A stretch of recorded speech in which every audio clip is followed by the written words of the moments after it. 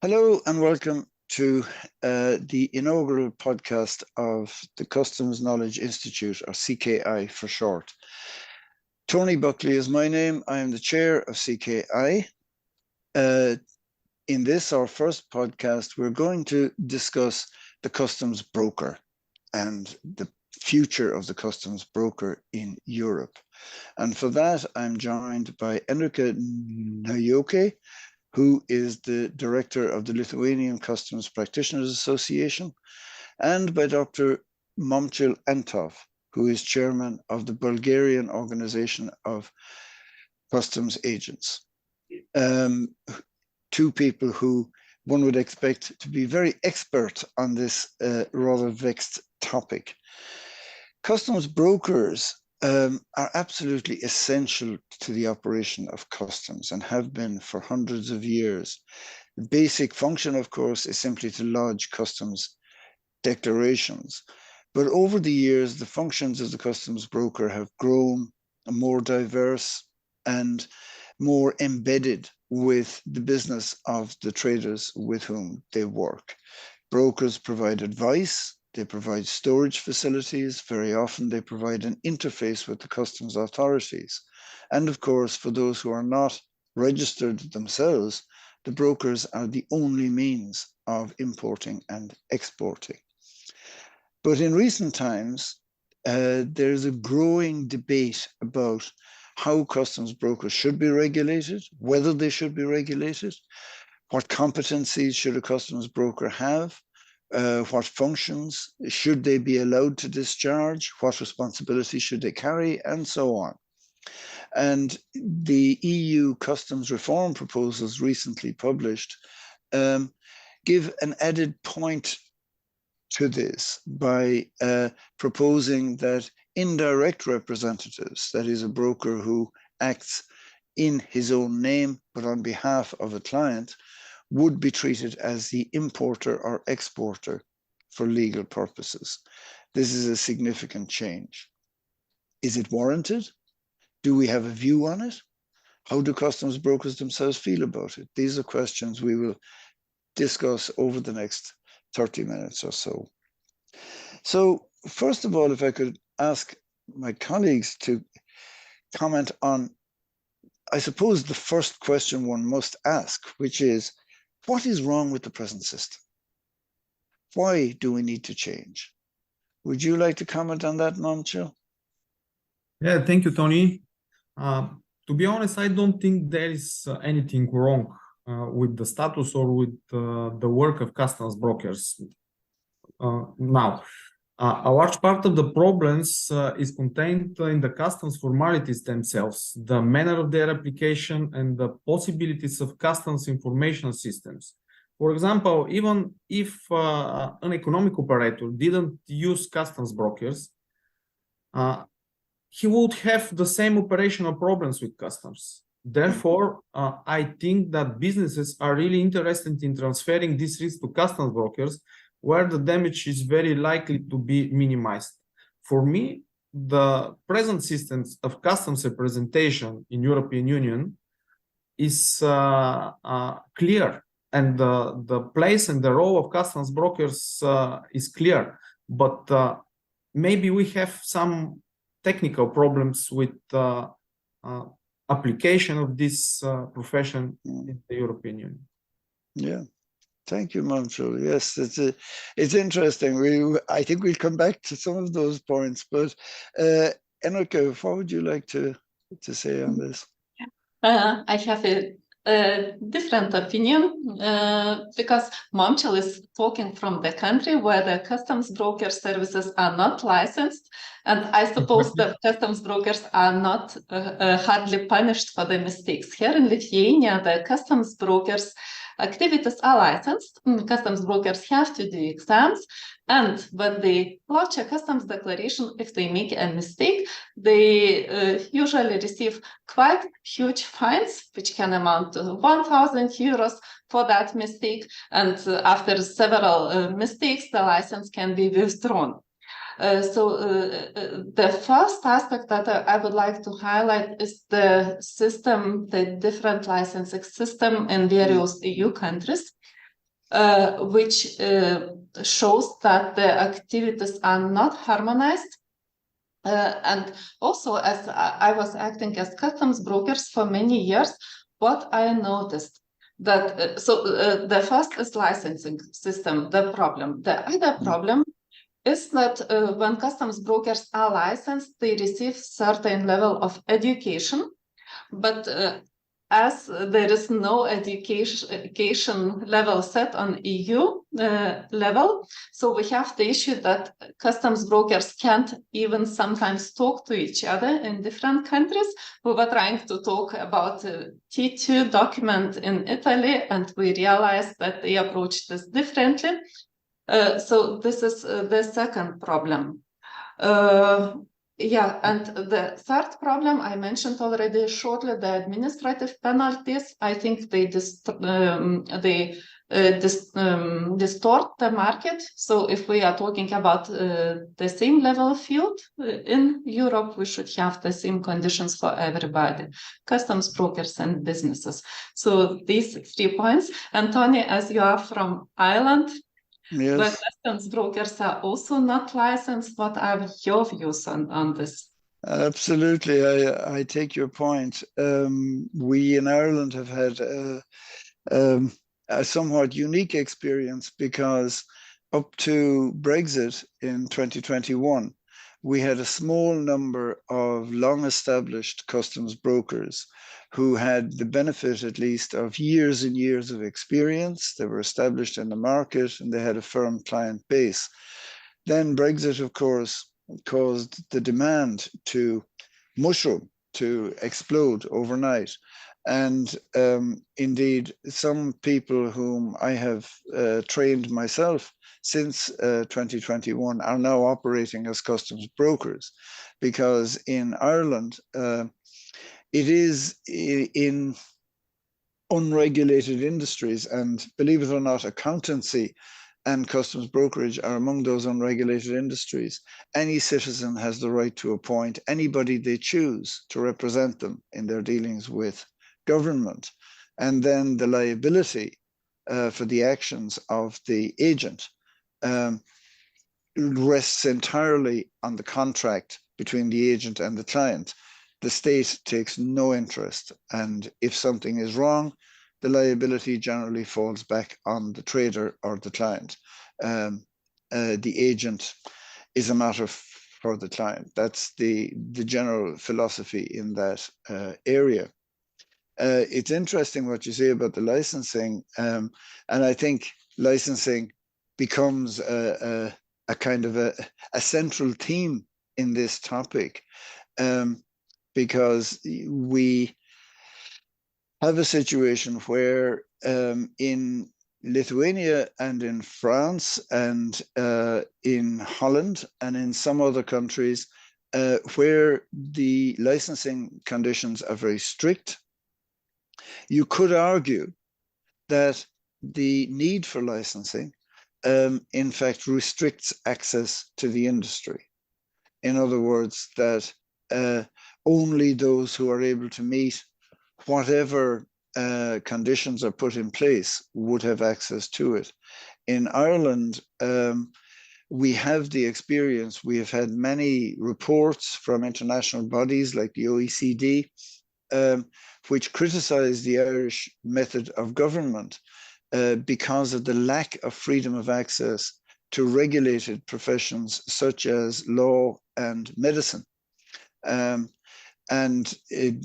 As a consequence, there is a perception that in those professions, the level of development and creativity and free market forces is limited by the requirement for licensing.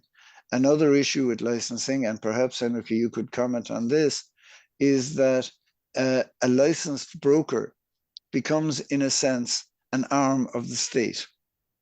And perhaps the broker is more concerned with being on good terms with the authorities than they are with really fighting for the rights of their clients. Is that a fair comment? I phrase it in a deliberately provocative way, to get your comment on that. So maybe first of all, what I took from what you tell and from what Momchil told that he doesn't see the problem because the activities are not licensed, I suppose, and the market is free. And now you see, Tony, that you see the problem that licensed customs brokers are the arm of the government and do not protect traders enough. I would look at this problem from another angle. I think that to protect traders' interests, you need to have the knowledge. Now, when we are talking about customs brokers, you also said at the beginning that the customs brokers, they are here to fill out customs declaration. Or similarly. So I do believe that when we train customs brokers, we shouldn't train them for only to fill in customs declaration. So we should train them to protect traders' interests and the government's interests as well, because anyways, licensed or not, they are intermediaries between customs and trade, and they need to have the knowledge. And the knowledge for the licensed brokers is provided in 3 weeks. So you start from zero in Lithuania, you train 3 weeks, and you are and pass the exam, and you are licensed customs brokers. Of course, you don't have the knowledge to protect traders' interests or government's interests as well. Yeah.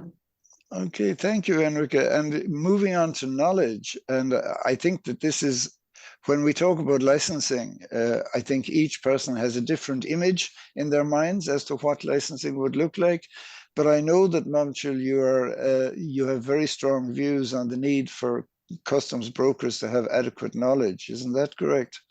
Yeah, it's correct, Tony. But if you allow me, I would like to go back to the question about licensing of customs brokers, because to be honest, this issue is very delicate for me, and not only for me and for my colleagues in Bulgaria.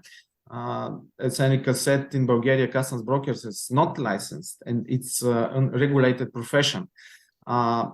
To be honest, my colleagues got used to it, and now it would be very difficult to take a similar step towards licensing. However, my opinion is different. I agree with Enrika. I agree with the fact that having a licensing system ensures all customs brokers partners that they could provide a quality service. I mean, not only their clients, but also customs authority. To be fair, I think the licensing process should be unified at European level, because if this is done at the level of member countries, how is the, for example, in Lithuania, in France, and so on, I'm not sure if this will not lead to differences in the requirements, and from there, unequal treatment of customs brokers in the European Union. We don't want this situation. We would like to have a clear licensing system, a fair licensing system. And in this situation, I am sure that a big part of members of Bulgarian National Association of Customs Agencies will be okay with this. But if we rely only on Bulgarian Customs Authority or on Bulgarian National Associations to say you are reliable, you are not, I'm not sure it would be good for the profession, for the customs practitioner community. That's very interesting. So what you are both really, in a way, arguing for is a kind of EU-wide certificate of competence for customs brokers. Is that right? Maybe this will be responsibility of Digitaxud, the European Commission, with support of national customs authorities, with support of National Association of Customs Brokers. Right. So then if we delve into that idea a little deeper, perhaps.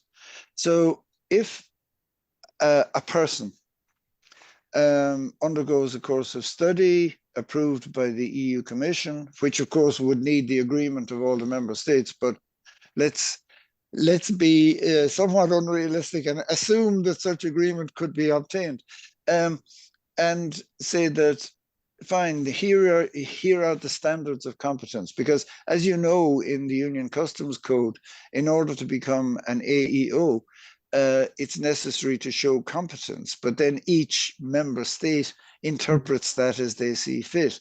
In this case, what we are saying is that something like the published EU competency standards for customs brokers would be applied and would become mandatory across Europe for anybody engaged in customs brokerage.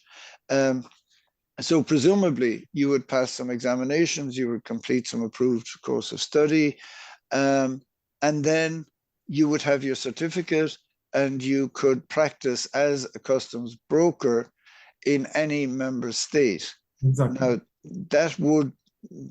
that would then call into question as well the issue of actually liaising or dealing with the national customs systems in the different member states, which is interesting. I'm going to welcome at this point Kevin Shakespeare, who has just joined us. Kevin Shakespeare is the director in the Institute of Export and International Trade in the UK. And I know that this question of licensing customs brokers is a very live one in the UK as well. Welcome, Kevin. We have been discussing the question essentially of whether or not customs brokers should be licensed. And I think we have distilled it to the point where we all agree that there should be a basic and acceptable level of customs competence exhibited by those who wish to become customs brokers. So that licensing in that sense would be simply acknowledging that an appropriate certificate of competence had been attained. There are other variations of licensing. Enrika has outlined the Lithuanian system where in fact, the brokers are subject to significant administrative penalties for errors and are monitored quite closely by the state. Momchil in Bulgaria and I in Ireland, of course, operate in unregulated systems. Would you like to comment from a UK perspective, Kevin? Thank you, and good day, and thank you for welcoming me to this podcast. So the UK is currently going through a consultation around customs brokers accreditation. So the consultation is due to complete later in August. There are several factors being put to the to UK industry around: should it be a voluntary accreditation as opposed to a mandatory scheme? Should it be based at business level as opposed to an individual level? And then what the accreditation model looks like. Now, in the UK, we have the UK Accreditation Service, UCAS, which effectively accredits organisations, accredits certifying bodies that issue the likes of CE, CA marking, ISO, and other professionalisms such as those. So what has been indicated in the consultation is that can UCAS play a role in the licensing of customs brokers, and can a standard be set up in the UK? It's BSI, the British Standards Institute, around customs brokerage. So we obviously welcome all feedback on the consultation and the direction that the UK is potentially going through. So it is likely that the UK will come up with this conformity body approach, that the brokers will need to be accredited by an approved conformity body. And as part of that conformity body approach, the conformity body also requires certain ISO standards to be recognized. So currently work is taking place in that regard. And it's fair to say that the views around the consultation will vary depending on the type of business and organization you are. It is fair to say that traders, businesses generally welcome accreditation. They see it as an opportunity to ensure professionalism, transparency of services, and consistency of services as well. So importers and exporters, certainly from what we've seen so far, are very keen to have that transparency through accreditation of services. And the UK's consultation is also covering customer service as well. Again, if you are a customs broker, you will have certain views. If you're a freight forwarder and perhaps a larger customs broker, you will have certain views on accreditation. If you're a smaller broker, obviously you will have views as well. And clearly for smaller brokers, it is in theory harder to achieve the accreditation and achieve those economies of scale that a larger broker has. So we're very much going through this process currently in the UK, and the consultation is due to close at the end of August, and then we will have the consultation results and the next steps, which could include development of a standard and then introduction of a voluntary accreditation of customs brokers. The UK, it's fair to say, have looked at models in other countries in the world. They have looked at the Lithuanian model. They've looked at the US model, the Australian model, in coming up with the proposed model. And it is fair to say that the model will evolve. Another factor clearly in the UK, and it's a factor for the European, that post-EU exit, the number of declarations has clearly increased dramatically in the UK, or dare I say Great Britain, and in the European Union. So the need to address this issue of accreditation now becomes much more important than it was when the UK was part of the European Union. Thank you. Thank you very much, Kevin. That's a really interesting insight. Just one brief question. I presume that the accreditation body you mentioned would in some way continue to monitor the behavior of brokers, because accreditation is only meaningful, of course, if it can be removed for improper behavior. Absolutely correct, yes. And I think the standard will possibly introduce some ongoing monitoring as to what that will look like. I think you raise a good point, and another point which I probably didn't pick up too much was the educational side of the accreditation and the competency standards. That the standard will need to determine what competency looks like. Yes, we know what competency looked like under the Union Customs Code, the UCC, but clearly it could be slightly different in the context. So will there be a mandatory qualification or mandatory training that has to be provided, and will those training providers have to be regulated themselves, whether that is by an educational body? So in the UK, that would be the Department for Education, for example. So there's quite a few moving parts here, but you're absolutely correct. There's the ongoing competency and demonstration of that. CPD, I guess, would be one way that has to be considered. Yeah, it's a really complex web, really, of structures when you begin to work through it. I wonder here in there are other aspects of brokerage which perhaps we get into in another podcast, like, for example, the EU customs reform proposal that indirect representatives would be deemed to be importers. And it seems to me that that places very much at the center of the debate the express carriers and the large logistics operators, who currently operate as indirect representatives with very little visible responsibility for what it is they're transporting. Whereas under the EU reform proposal, they would take full responsibility, for example, for transporting contraband and anything else.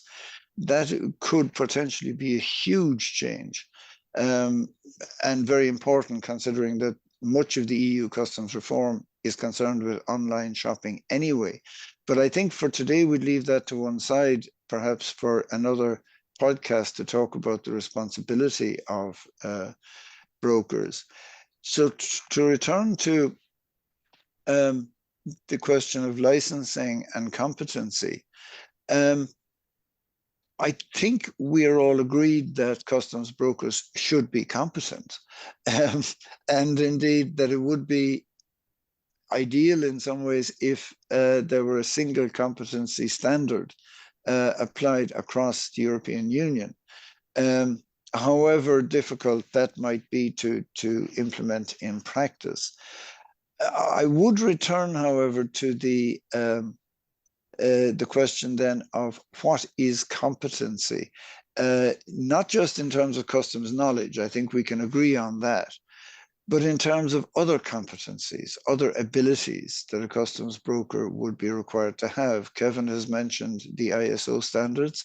There's also the question of record-keeping capabilities, of the scale of services offered, and so on. So do you see that the customs broker can also encompass the role of customs advisor, customs consultant, or are they separate activities, do you think? Any views on that? Yeah, I'm happy to go first because I guess this is an interesting one, and the results of the UK consultation obviously will be interesting. The main focus of UK has been on declarations currently, but it's a really interesting point on customs advisory and customs consultancy as well. So, for example, taking a business through AEO, inward processing, or various authorizations and procedures. So it's really interesting point in that regard as to the extent. I think one way of looking at it, without giving a firm opinion, is for a trader's perspective. If they're dealing with a customs broker providing or a consultancy services, then they expect professionalism, they expect transparency, they expect good customer service. So to that extent, customs brokers should be looking to provide that and show as professional. I would say in UK and probably Great Britain is we have a number of businesses offering consultancies that are not customs brokers. So they are. So again, that has to be considered as well. In that they do not necessarily do not provide declaration type services. So so if we do accredit customs brokers and the consultancy side of their business, then we need to consider those organizations offering those services who are not customs brokers. Yes, although there again, it raises the question of whether the weight of the recognition and licensing may not be a sledgehammer to crack an egg. What's your opinion, Momchil, on this question of the different roles?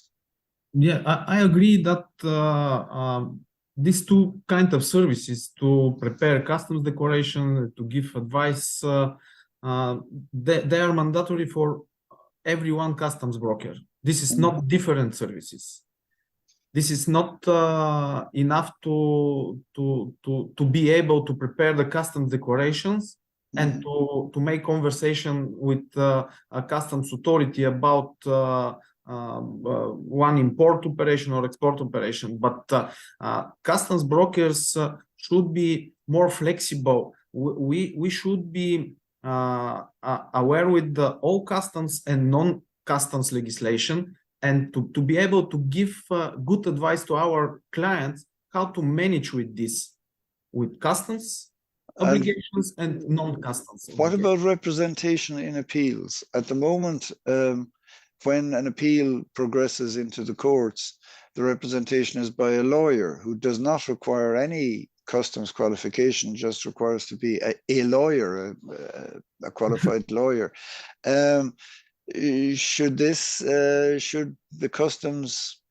Should there be a specialist customs representative? Because after all, customs law is very specialized. Or are we content that when it comes to really serious legal debate, we hand it over to a lawyer who may have graduated yesterday? Yeah, I think that this is not so good practical, because I don't have anything through lawyers, but I know they have more how to say, they view about the customs process is different. Yes. They follow the legislation, but not the peculiarities of the supply chains, and so on. Indeed, And for indeed. this reason, I think that customs brokers are very important in this stage of one import or export operation. And I must unfortunately, apologize, Momchil. I think my question about lawyers was a little mischievous, but and perhaps unfair. But yeah. thank you for that. Enrika, what do you think on this question of the different responsibilities? Should there be different licensing or? I fully agree with Momchil, and at the beginning when we were talking, so whether should customs brokers act and find the best solutions for traders and for the state, we said definitely yes. So I would like to mention the United States example, which I really like. The United States introduced this year continuous professional development for customs brokers and intermediary exams every 3 years. I don't remember exactly. But what they said when introducing this, that they view customs brokers as an important part of the supply chain, as a help to both to customs to ensure safe and secure import-export of goods, and also as a support to traders who need that knowledge. So I would support a lot the idea that the training of customs brokers must be very extensive, because they are responsible, as Momchil said, for customs and non-customs regulations, which involve sanctions and many other areas. And yes, and that the education must be continuous. That's also a very important point. So the customs broker should be customs broker and consultant, two in one, but not a lawyer, probably. Okay. Well, we're coming to the end of our allotted time, so I'll attempt to summarize the points that were made as I have them. The first question was, what is wrong with the customs brokers industry as it now is? And the point identified and very clearly outlined by Enrika is that there is a lack of harmonization within the EU, that customs brokers cannot operate across borders within the EU in practical terms, and indeed that there is an unfairness, a lack of a level playing field, because of more onerous conditions imposed on brokers in one member state as opposed to others. Kevin, in turn, outlined how in the UK, since the EU exit, there has been an enormous growth. And indeed, I gave a similar account from Ireland, Kevin, earlier. There's been an enormous growth in demand, with the result that there is a risk that many unqualified or partly qualified brokers are now operating, and this creates difficulties both for traders and indeed for the authorities. So for all these reasons, there is a need for harmonization and for a system that gives some assurance to the users of the brokers' services that they will receive quality. I think we all agree that this centers on competency, on education, and as Enrika has just said, on continuing education of brokers, and that the achievement of a level of competency should be certified by an outside body. In the UK, Kevin has given us a very clear and really fascinating account of the way the thinking is trending in that country to address this problem. In the EU, the challenge would be somewhat different, but the solution, as Enrika has said, may very well be modeled on something like the USA has introduced, where there is a broker's examination and a need to meet that. And then, of course, as we said, you would need to have some kind of supervisory body to whom complaints could be made if a broker was found not to have met the standards required. So that's a really interesting one. I think unless anybody has any other comments, I think we might flag for the next podcast on this issue of customs brokers, perhaps a deeper exploration of what the trust and check trader concept in the EU and the matching concept in the UK will mean for the challenges that face brokers into the future. Any closing remarks, Enrika, Momchil, and Kevin? I would like to add a little bit that we could maybe expand not only trust engine, but to take the customs brokers in the light of EU customs reform. And we should probably also mention that there is the indirect representation introduced in the carbon border adjustment mechanism, which also is a very interesting topic, but maybe for the third podcast. Indeed. Yeah, I would also like to add that customs brokers play an essential role in the international trade journey, and it's important that role is recognised. From the point of view of the trader community, I think the best relationship is a good relationship between the trader and the customs broker, and the trader recognising that they do have liability in the customs declaration, for example. But like any business relationship, there should be that good coordination and cooperation between the trader and the broker. Thank you. Momchil, any final words of wisdom? First of all, I would like to thank you for opportunity. And about the proposed customs reform by European Commission, I think that the future is not very clear about customs brokers, but we all hope for better times ahead for our profession. Great. And on that note, I will thank our kind listeners, and we look forward to our next podcast, which we hope will be in about a month's time.